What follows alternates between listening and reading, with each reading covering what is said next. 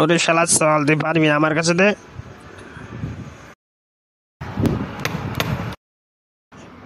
দূর ওগুলার ডিম ফাটেই না ডিমটা।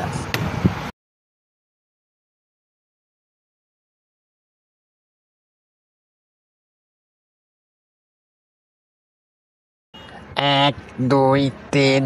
এ বুইরা খাটাস, ডাক্তারটা উঠে রুটিটা বুইরা গেল। এই শালার ভাই শালা স্যার, আমি হেরবো।